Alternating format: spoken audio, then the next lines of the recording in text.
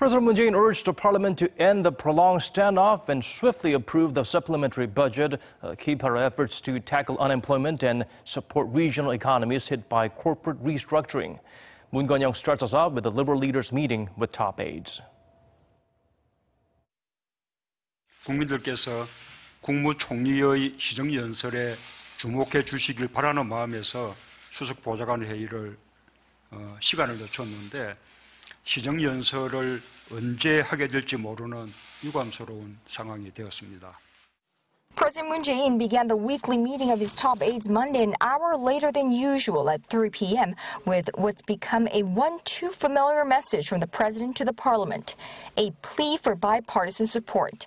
The president did not hide his disappointment over the political parties' failure to narrow their differences, triggering cancellation of a floor session that was scheduled for earlier this afternoon, during which Prime Minister Lee Nak-yeon was expected to deliver a speech on the administration's proposal for a $3.7 billion worth supplementary budget.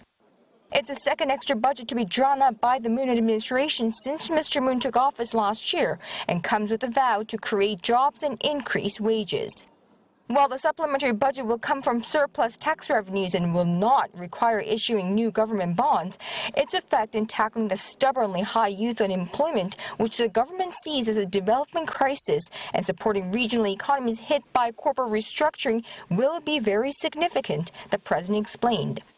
The South Korean leader pointed out the importance of taking the emergency spending measure in a timely manner, stressing the need for the parties to end the standoff and normalize the parliamentary session. 4월 임시국회에서 추경 예산안이 의결돼서 정부가 신속하게 집행할 수 있도록 국회의 대승적인 결단을 부탁을 드립니다. Moon Gun-young, Arirang News, The Blue House.